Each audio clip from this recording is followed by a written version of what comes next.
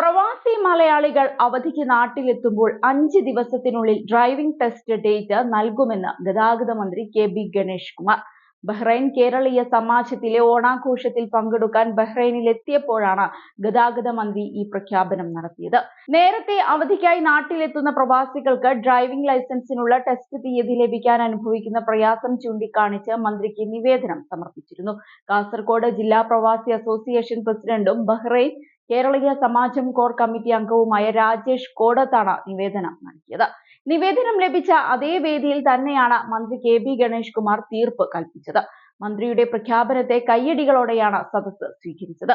40ഓളം fast passenger ബസ്സുകൾ air condition സംവിധാനത്തോടെ ആരംഭിക്കുന്നതും മികച്ച സൗകര്യങ്ങളോട് bus waiting ഏരിയകൾ ആരംഭിക്കുന്നതും ദീർഘദൂര സർവീസുകളിൽ ബസ് റൂട്ടിൽ യാത്രക്കാരന് സൗകര്യപ്പെടുത്തുന്ന സ്ഥലത്തു നിന്നും ലൊക്കേഷൻ ഷെയർ ചെയ്യുന്ന യാത്രക്കാരനെ കയറ്റുന്ന രീതി, കടന്നുപോകുന്ന ബസ്സിൽ സീറ്റുണ്ടോ എന്ന മൊബൈൽ ആപ്പ് വഴി അറിയാനുള്ള സംവിധാനം തുടങ്ങിയ നിരവധി നടപടികളാണ് KSRTC നവീകരണവുമായി ബന്ധപ്പെട്ട് ഗണേഷ് കുമാർ പ്രവാസികളുമായി പങ്കുവച്ചത്.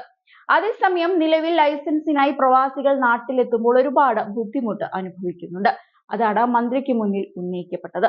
1 മാസത്തെ അവധിക്ക് നാട്ടിലെത്തുമ്പോൾ ഡ്രൈവിംഗ് ലൈസൻസ് എടുക്കാനുള്ള അപേക്ഷ നൽകി കഴിഞ്ഞാൽ മാസങ്ങൾ കഴിഞ്ഞുള്ള ടെസ്റ്റ് തീയതിയാണ് ലഭിക്കാറുള്ളത്.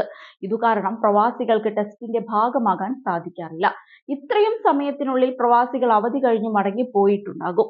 പലതവണ ടെസ്റ്റിന് അപേക്ഷ നൽകിയിട്ടും തീയതി ലഭിക്കാത്തത് കാരണം ലൈസൻസ് എടുക്കാൻ സാധിക്കാത്ത നിരവധി പേരാണ് പ്രവാസ ലോകത്തുള്ളത്. നിലവിൽ GCC രാജ്യങ്ങളിൽ ഡ്രൈവിംഗിൽ വൈദഗ്ധ്യം നേടിയ പലർക്കും ലൈസൻസ് ഇല്ലാത്തതിനാൽ സ്വന്തം നാട്ടിൽ വാഹനം ഓടിക്കാൻ പോലും കഴിയാത്ത സാഹചര്യമാണുള്ളത്.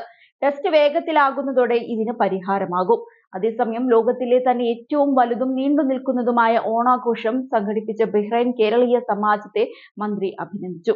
തിരുവോണം ഇത്രയും ഊർജ്ജസ്വലരായ സമൂഹത്തോടൊപ്പം ആഘോഷിക്കാൻ സാധിച്ചതിൽ അദ്ദേഹം സന്തോഷം പ്രകടിപ്പിച്ചു. തിരുവോണം പ്രവാസികൾക്കൊപ്പം ആഘോഷിക്കാൻ തയ്യാറായതിൽ മന്ത്രിയെ ബഹ്റൈൻ കേരളീയ സമാജം അഭിനന്ദിക്കുകയും ചെയ്തു.